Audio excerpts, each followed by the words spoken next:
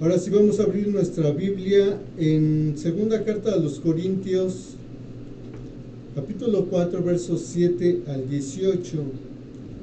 En su Biblia aparece el título Viviendo por la Fe. Segunda epístola del apóstol Pablo a la iglesia de Corinto, capítulo 4, versos 7 al 18. Vamos a dar lectura. Cuando esté listo, lista, me dice amén.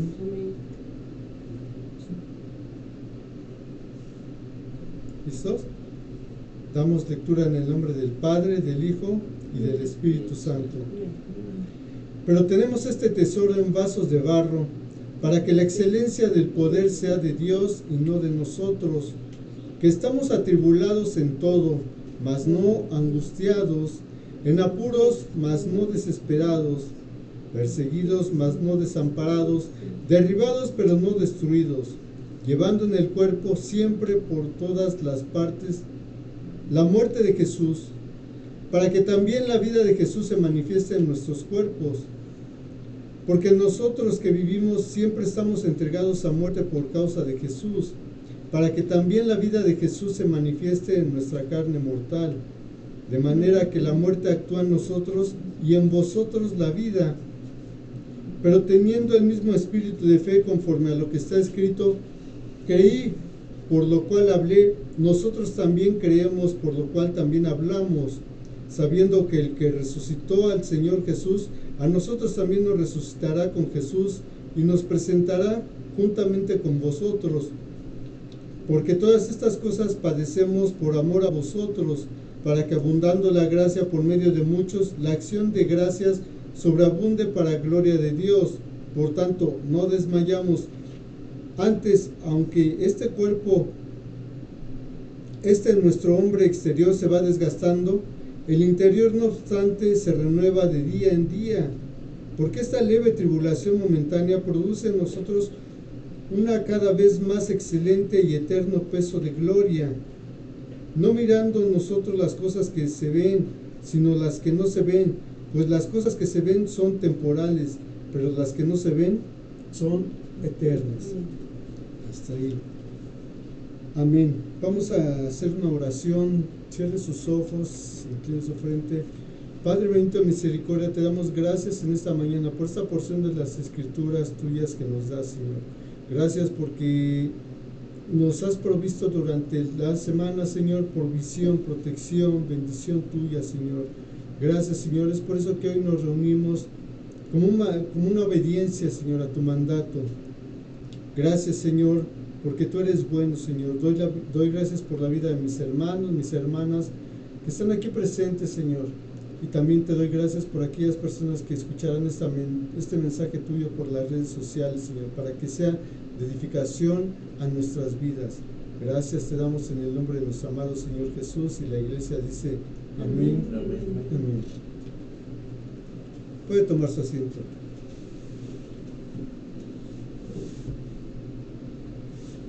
Como les mencionaba hace un momento, el título de esta enseñanza se llama Derribados pero no destruidos. ¿Cómo? Derribados pero no destruidos. ¿Por qué el título? Porque como acabamos de leer en nuestro texto base, una de las circunstancias a las cuales fue llamado el cristiano fue a padecer por causa de nuestro Señor Jesucristo. ¿Por qué? Porque Dios tiene un propósito para ti y para mí. Amén. Y ese propósito es que, conforme dice la palabra en Filipenses 1:6, escribe el apóstol Pablo a la iglesia de Filipo: estoy convencido que aquel que comenzó la buena obra en vosotros la irá perfeccionando hasta la figura perfecta de nuestro Señor Jesucristo. Dicho de otra manera, nosotros fuimos llamados a moldarnos en personalidad, en carácter, en fe, en paciencia, en bondad, misericordia, en un crecimiento espiritual hacia la figura perfecta, a nuestro modelo perfecto que es nuestro Señor Jesucristo. Amén.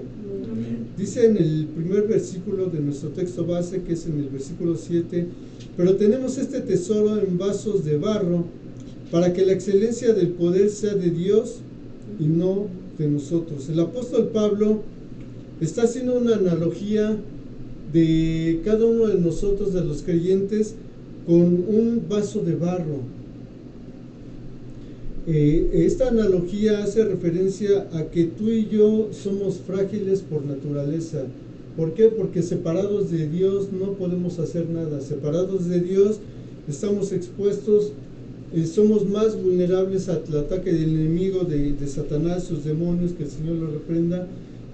Estamos más expuestos a los ataques de la vida. Sin embargo, no por eso quiere decir que nosotros no vamos a padecer por causa de nuestro Señor Jesucristo. Amén. Sé que puede sonar duro, porque hoy en día hay muchas corrientes, hay muchas filosofías incluso que utilizan la Biblia como con una forma distorsionada de lo que realmente enseña el Evangelio de nuestro Señor Jesucristo. Por ejemplo, hay una secta que se hace llamar Pare de Sufrir, ¿verdad? Y eso contraviene a todo lo que enseña Jesucristo, todo lo que dijo nuestro Señor Jesucristo, cuando en cierta ocasión dijo: en el mundo tendréis aflicción, pero no se preocupen, confiad en mí porque yo he vencido al mundo. Entonces, todo ese tipo de filosofías, de religiones, contravienen la palabra de Dios. Por eso el mismo Pablo está haciendo una alusión de que tú y yo somos como un vaso de barro, ¿verdad? Un vaso de barro es muy frágil, ante una caída fácilmente se rompe, ¿verdad? Así somos tú y yo cuando estamos en este mundo. Tú y yo estamos llamados a hacer perfección, a un proceso de perfección, a la figura de nuestro Señor Jesucristo, como ahorita te mencionaba.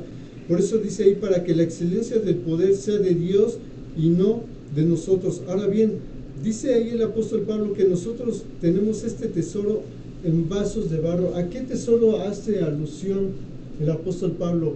Que cuando tú y yo recibimos a Cristo Jesús como nuestro Señor y Salvador, el Espíritu Santo empieza a morar dentro de ti y de mí. Es ese tesoro al que hace alusión el apóstol Pablo, pero sabes, también hace alusión al Evangelio de nuestro Señor Jesucristo, al cual tú y yo fuimos llamados a proclamar, a divulgar al mundo. Y eso no va a ser fácil, eso nos hace vulnerables, eso nos hace darnos cuenta de que así como la iglesia primitiva padeció por causa de nuestro Señor Jesucristo, tú y yo también estamos llamados a padecer de la misma manera.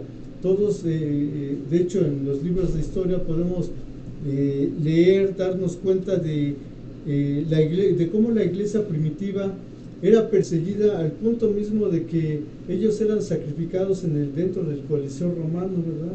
Eran incendiados como antorchas humanas, eran arrojados a los leones, eran asesinados por gladiadores, y todo eso habla de un padecimiento que tú y yo tenemos que empezar a sufrir por nuestro Señor Jesucristo. Si bien es cierto que hasta el día de hoy tú y yo no hemos derramado nuestra sangre, hemos visto cómo en estos últimos tiempos la violencia contra los cristianos cada día se va acentuando más y más. Hay países donde de hecho la Biblia está prohibida, ¿verdad? Países como los musulmanes, que por el simple hecho de que una persona sea portadora de una Biblia, es asesinada, ¿verdad? Es asesinada con su familia, y todo eso habla de una persecución por causa de la palabra de Dios. Sin embargo, otra de las cosas que también tenemos en cuenta es que nosotros fuimos llamados a este tipo de aflicciones, pero nosotros no estamos solos. Dios siempre está con nosotros. Dice en el libro de Job, capítulo 3, versos 5 al 6: He aquí que Dios es grande, pero no desestima a nadie. Es poderoso en fuerza de sabiduría. No otorgará vida al impío, pero a los afligidos dará su derecho. Y hay otra versión de estos mismos versículos que está en la Biblia Nueva Versión Internacional, que dice: Dios es poderoso, pero no rechaza a nadie. Dios es poderoso y firme en su propósito. Atención con esta palabra: y firme con su propósito. Al malvado no lo mantiene con vida, al afligido le hace justicia. Dicho de otra manera, aquí el libro de Job hace alusión que Dios tiene un propósito para cada uno de los que fuimos llamados.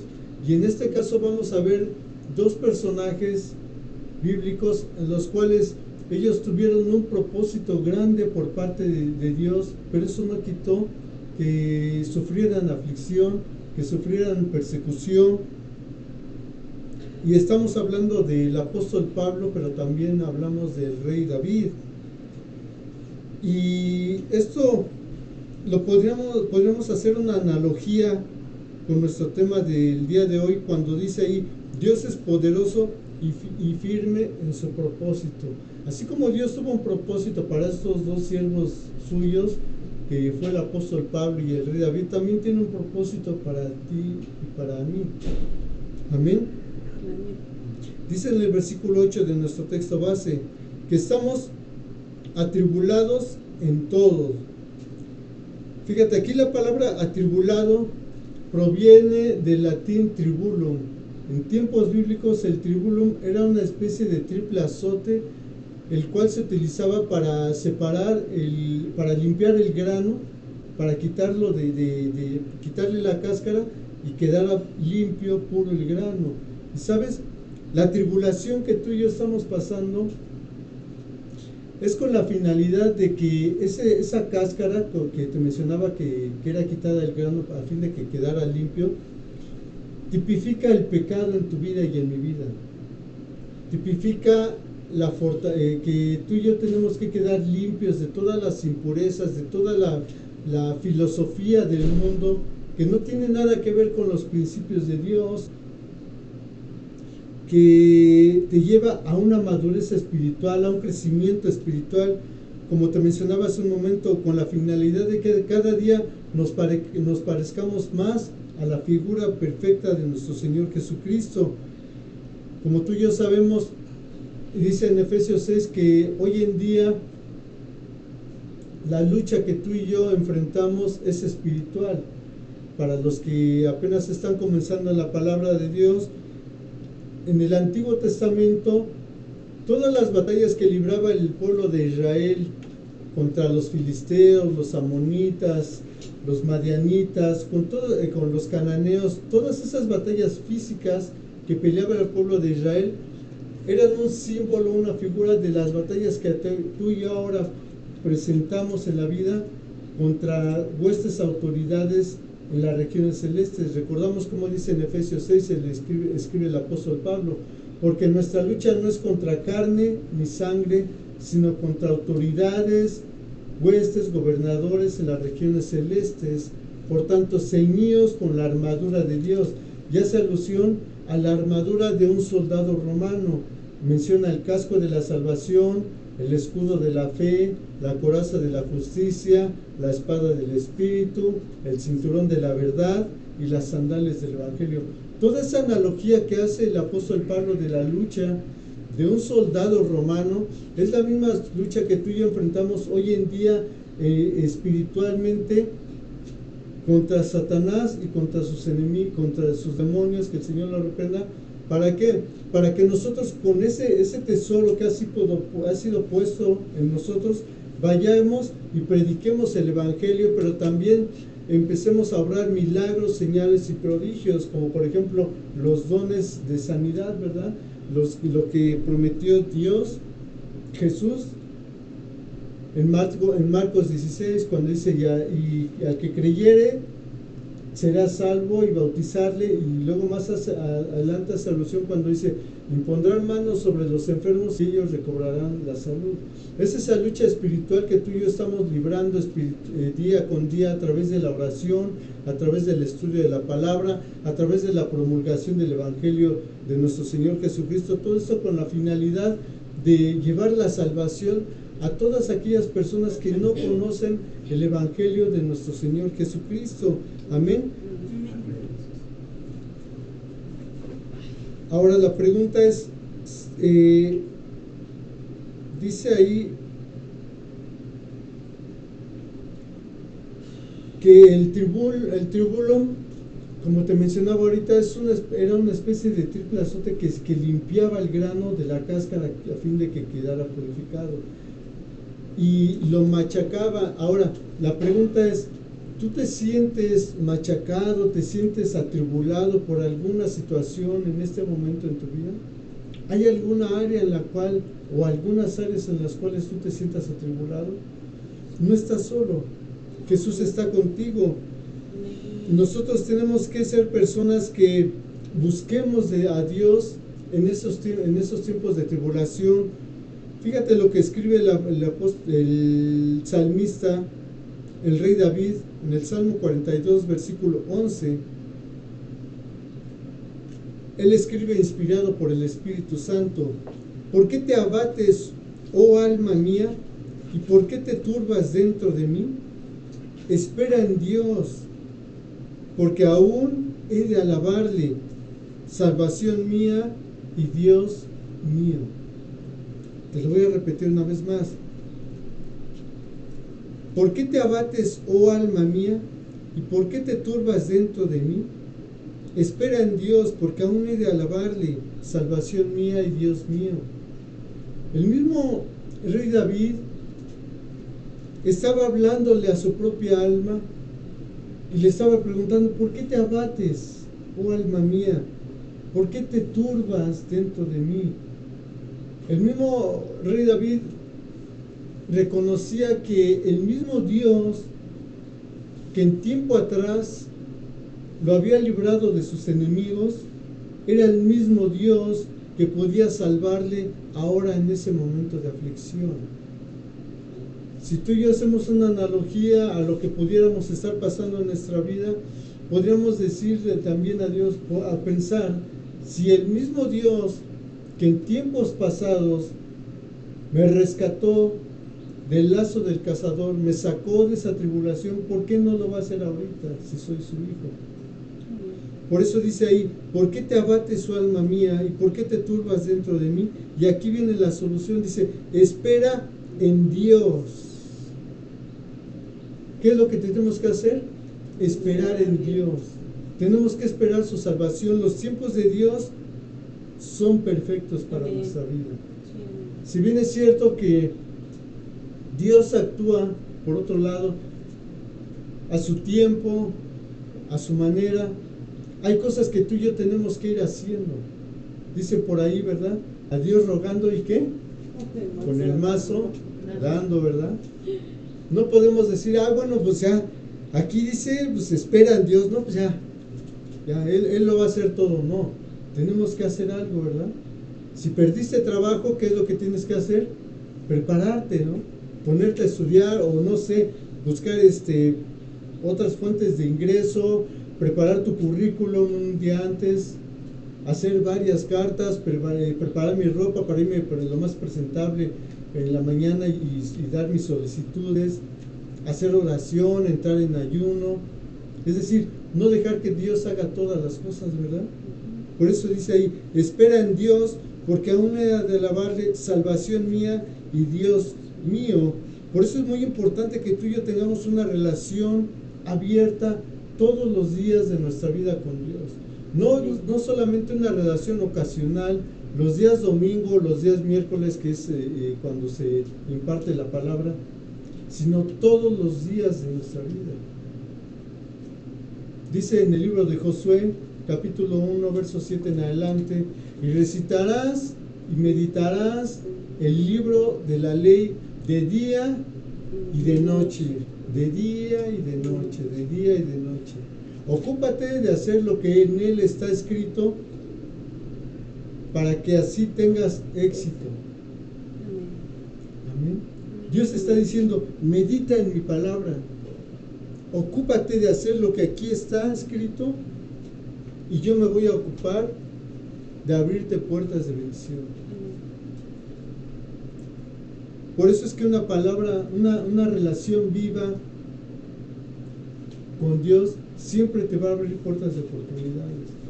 Dicen por ahí que cuando una puerta se cierra es porque Dios te va a abrir otra mejor. Por eso es muy importante que tú y yo estemos impregnados de la palabra de Dios. Salmo 119, verso 5. Lámpara es a mis pies tu palabra y lumbrera en mi camino. Una vez más lo voy a repetir.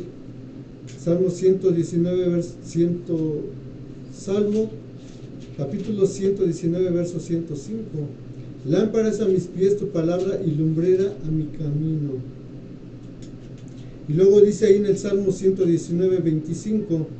Abatida hasta el polvo está mi alma, vivifícame según tu palabra. ¿Qué es lo que le da vida al espíritu nuestro? La palabra de Dios.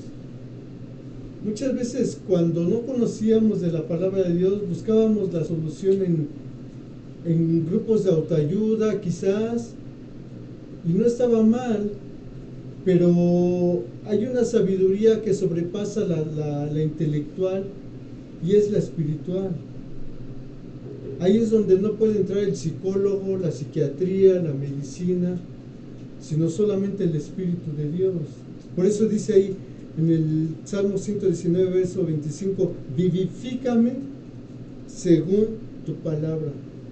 Solamente el Espíritu de Dios, el Espíritu Santo, es lo que le puede dar vida a tu espíritu y a mi espíritu. Sabes que muchas veces hay personas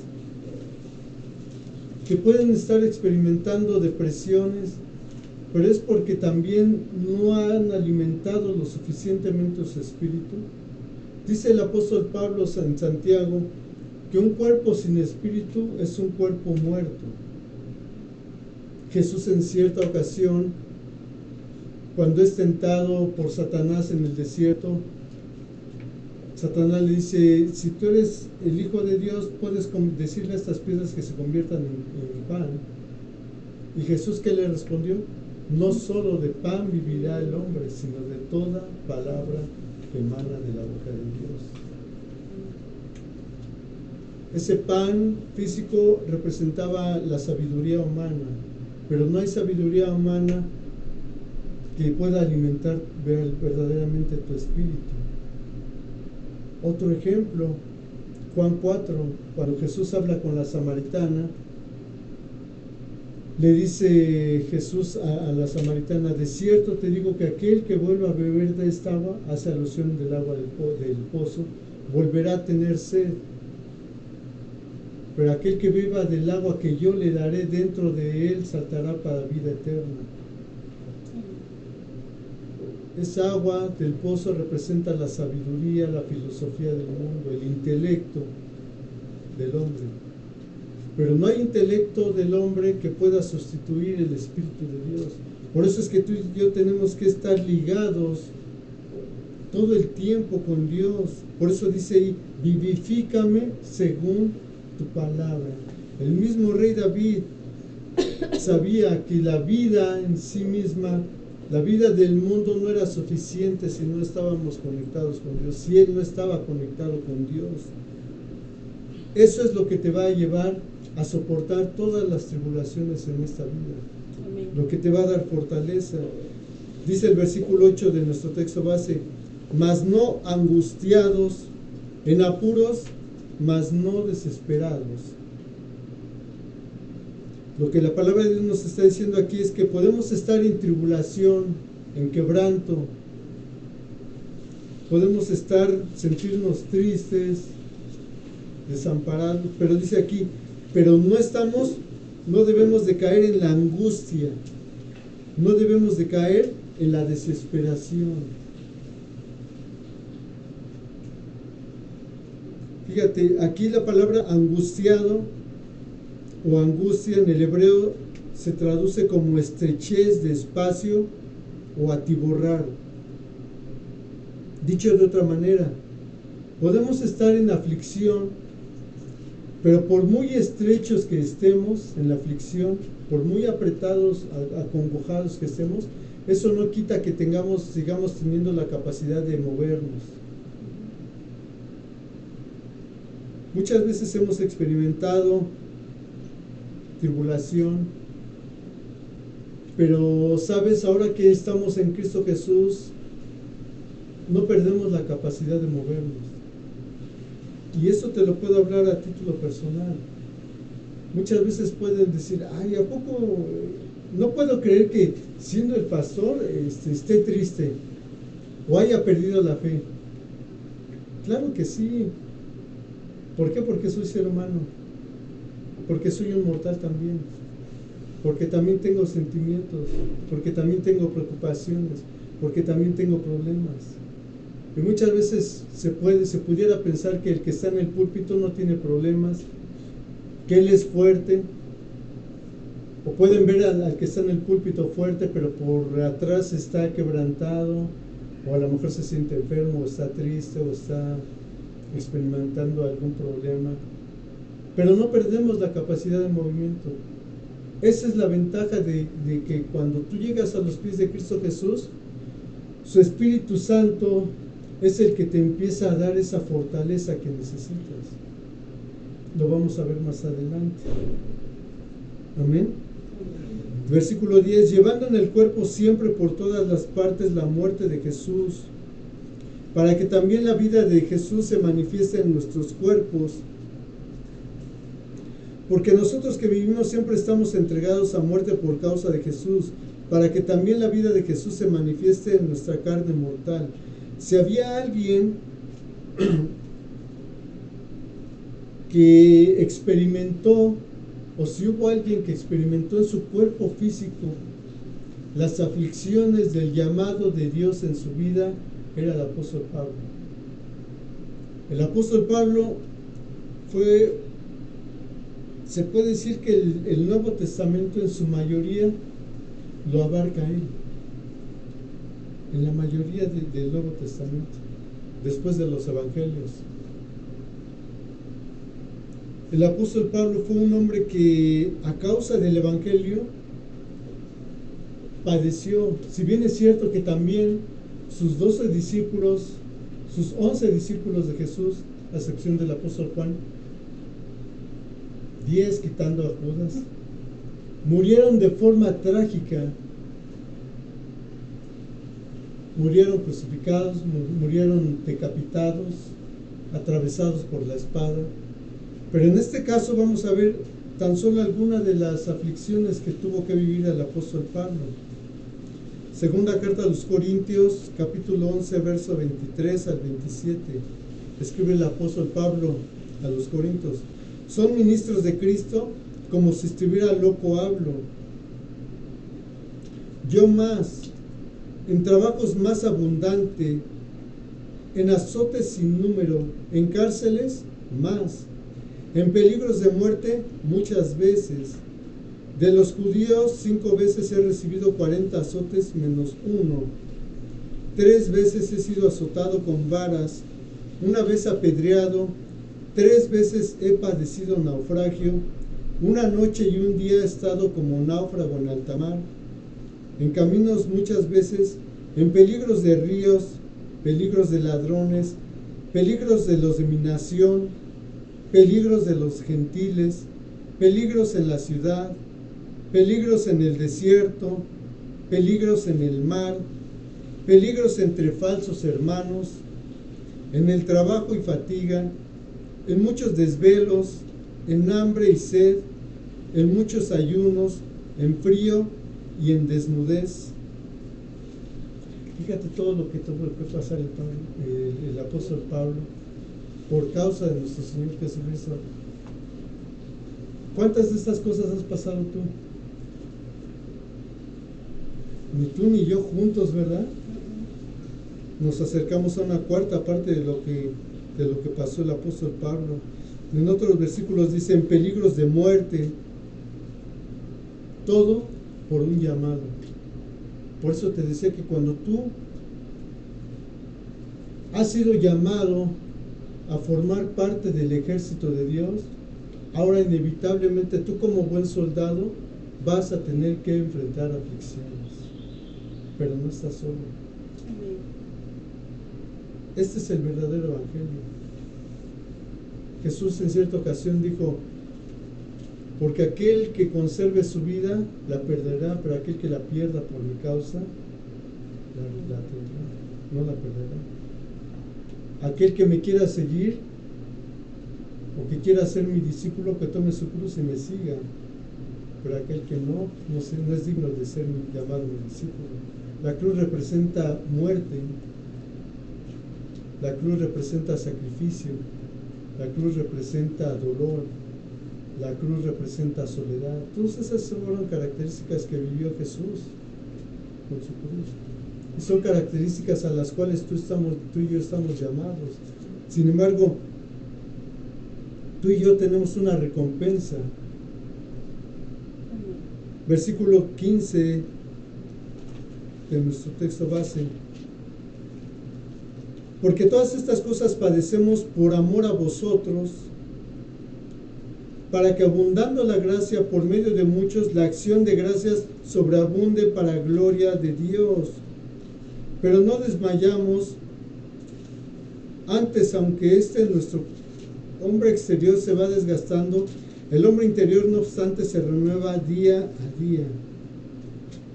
Fíjate, aquí el amor de Dios lo está manifestando el apóstol Pablo cuando dice: porque todas estas cosas padecemos por amor a vosotros. Fíjate que una de las cosas, por decirlo de alguna manera, a las cuales tú y yo estamos llamados a padecer por Cristo Jesús, es que por amor vas a tener que hacer muchas cosas a un lado de tu vida personal. Vas a tener que renunciar a muchas cosas, a muchos derechos legítimos vas a tener que renunciar. ¿Por qué? Por amor a tu familia, empezando por ahí. Muchas veces nosotros hemos estado cansados, fatigados. A veces nosotros pasan años para que nosotros tomemos vacaciones. ¿Y todo por qué? Por servir a Cristo. ¿Para qué?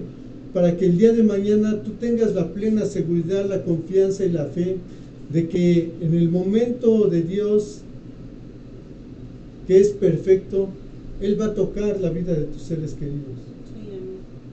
Él va a tocar la vida de tu esposo, de tu esposa, de tus hijos, de tus hermanos, aquellos que ahorita están vagando en el mundo, en el alcohol, en la droga, en el robo, en la depresión, en la delincuencia, en el adulterio.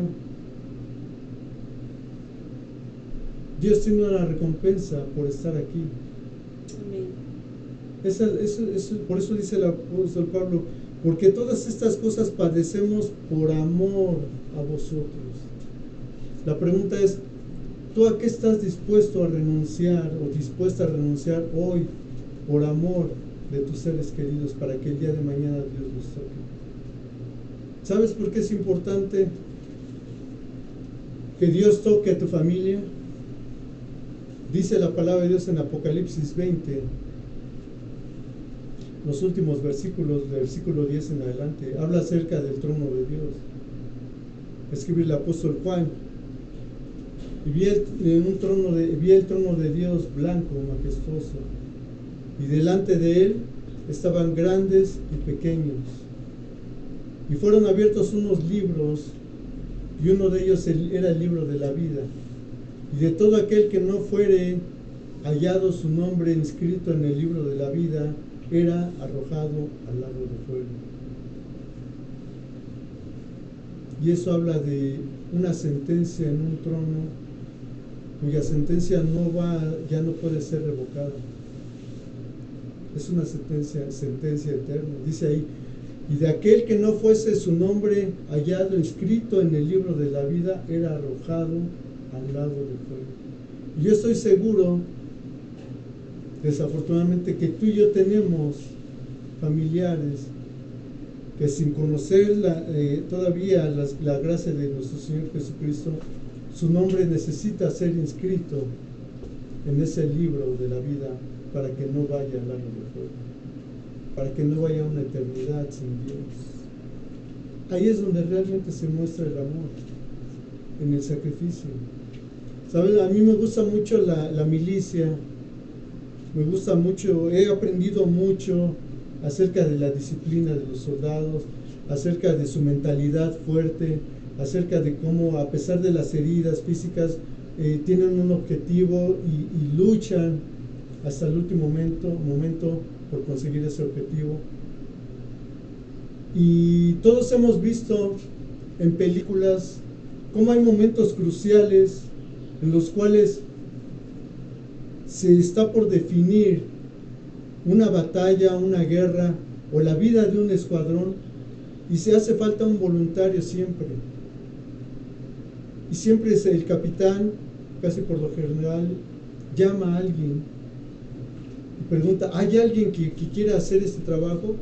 Porque ya no hay otra salida, ya no hay escapatoria, ya no hay probabilidades de sobrevivir, solamente hay una persona que puede lograr esto. ¿Quién se ofrece?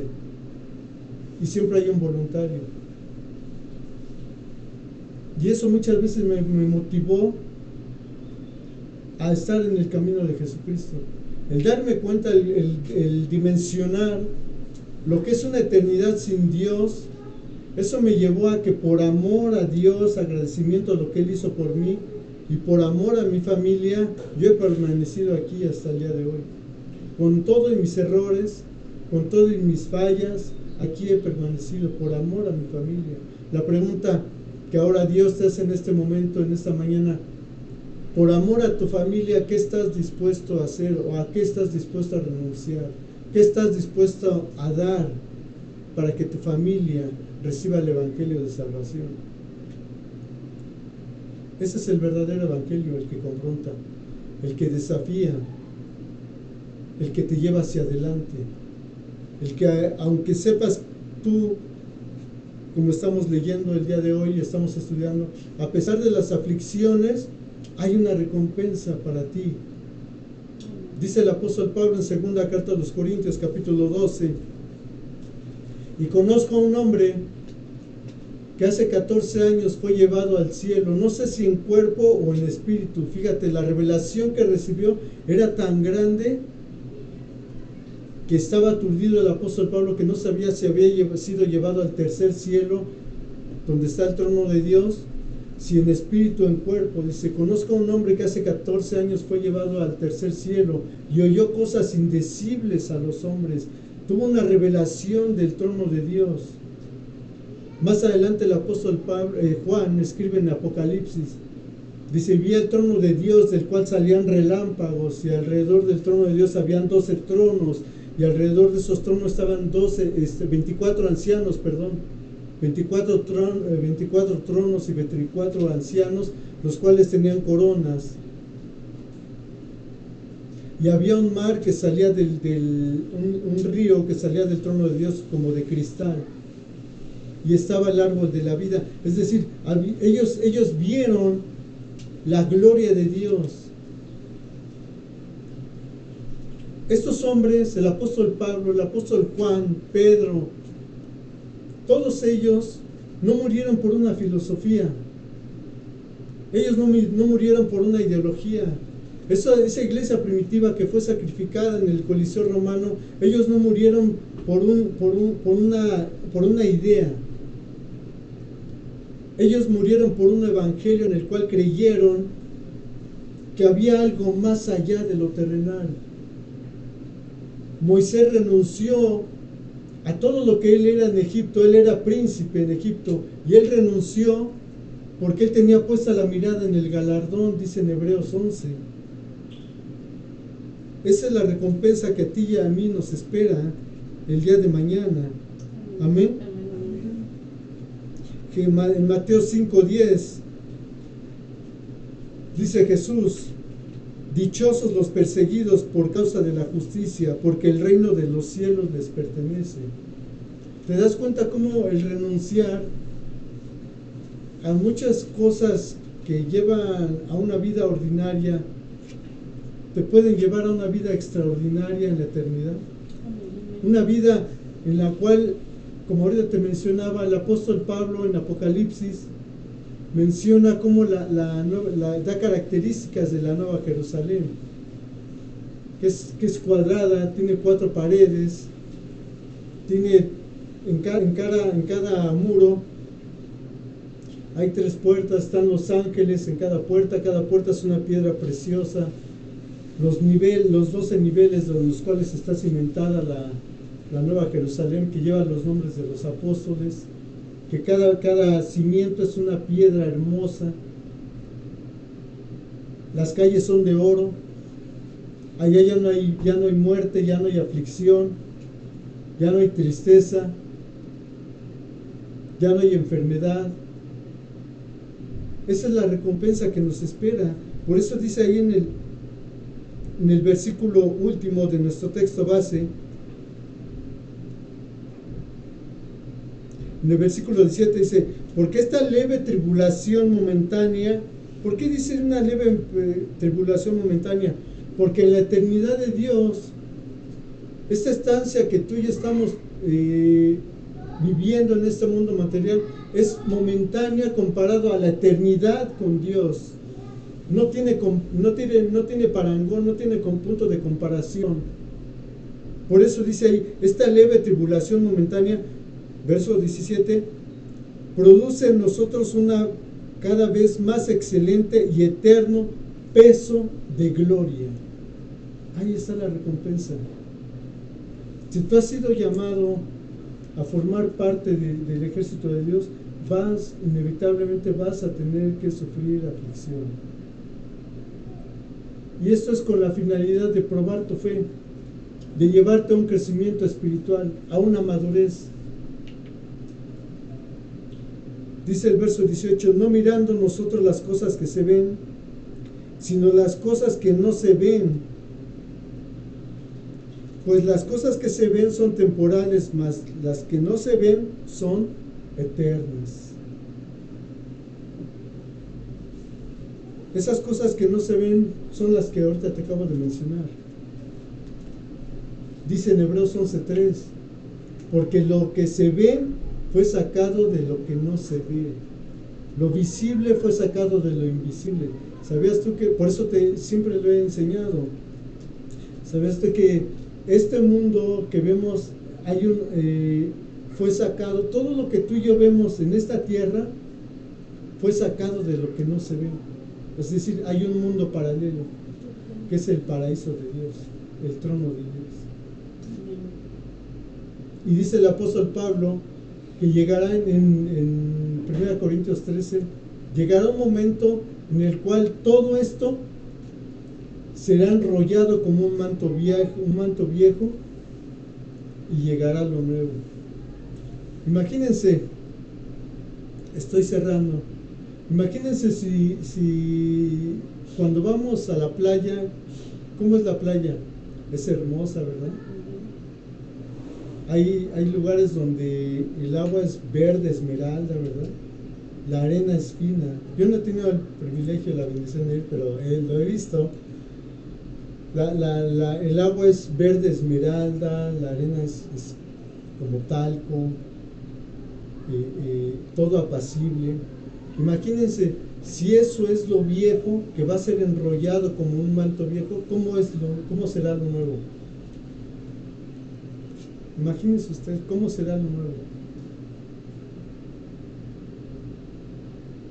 Por eso es que tú y yo tenemos que tener eso en mente, que tú y yo siempre vamos a tener la esperanza de una vida eterna, una vida más placentera de lo que tenemos el día de hoy, una vida gloriosa en el cual ni siquiera nuestro cuerpo volverá a saber de enfermedades, de envejecimiento. Y cierro con este versículo, Isaías 40, versículo 29 al 31. Él da esfuerzo al cansado y multiplica las fuerzas al que no tiene ningunas. Los muchachos se fatigan y se cansan, los jóvenes flaquean y caen, pero los que esperan en Jehová tendrán nuevas fuerzas, levantarán alas como las águilas y correrán y no se cansarán, caminarán y no se fatigarán. Amén. Aquí me llamó mucho la atención el versículo 30 cuando dice: los muchachos se fatigan y se cansan, los jóvenes flaquean y se caen. ¿Por qué? ¿Por qué dice ahí que los muchachos se fatigan y se cansan, los jóvenes flaquean y caen? Porque muchas veces cuando una persona es joven, y la gran mayoría de nosotros que fuimos jóvenes,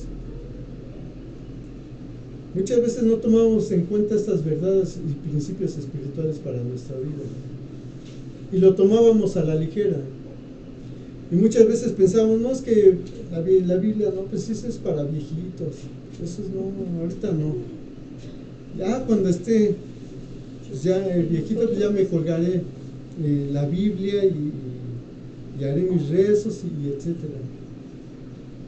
Y es la presunción de la juventud cuando dice: es que yo lo puedo hacer a mi manera, cuando yo le voy a hacer así no va a pasar nada y me va a resultar. Por eso dice ahí: los muchachos se fatigan y se cansan, los jóvenes flaquean y se caen. ¿Por qué? Porque lo hacemos en nuestra carne, lo hacemos en nuestras fuerzas. Pero dice aquí: pero los que esperan en Jehová, ¿se acuerda cómo en el Salmo que leímos que decía el rey David? Espera en Dios, salvación mía. Aquí dice una vez más, pero aquí dice Isaías: pero los que esperan a Jehová tendrán nuevas fuerzas, levantarán alas como las águilas, correrán y no se cansarán, caminarán y no se fatigarán. ¿Se da cuenta de cuando hacemos las cosas como cuando éramos jóvenes, en nuestras fuerzas? Y muchas veces, aún estando dentro de la palabra de Dios, queremos hacer las cosas a nuestra manera y en nuestras fuerzas. Pero cuando dice aquí: los que esperan en Jehová, los que estamos en una relación abierta con Dios, esperamos pero también actuamos, ¿verdad? Vamos a ponernos de pie, vamos a dar gracias. Señor, te damos gracias en esta mañana por esta palabra. Bendito eres tú, Rey del universo, que nos proporcionas tu sabiduría. Hoy, Señor, tenemos entendimiento de que la aflicción es parte de tu propósito para cada uno de nosotros, Señor. Que la aflicción es con el propósito de llevarnos una madurez y a un crecimiento espiritual, Señor, a fin de que cada día nos parezcamos más a nuestro Rey y Salvador, nuestro Señor Jesucristo, Señor. Yo bendigo, Señor, la vida de mis hermanos aquí presentes, mis hermanas. Bendigo la vida de todas aquellas personas que escuchen este mensaje, Señor. Hoy, Señor, tenemos entendimiento de que esperar en ti y actuar en ti, Señor, tiene una recompensa, Señor. Que esta aflicción que vivimos es momentánea, pero así como tú libraste al apóstol Pablo, a tu siervo David, de sus aflicciones, tú nos librarás, Señor, porque más grande es el que está en nosotros que aquel que gobierna este mundo, Señor. Gracias, Señor, te damos en el nombre poderoso de nuestro Señor Jesucristo, y la iglesia dice amén. Amén. Amén. Esperamos que este mensaje sea de bendición para ti y para tu familia. Bendiciones, hasta luego.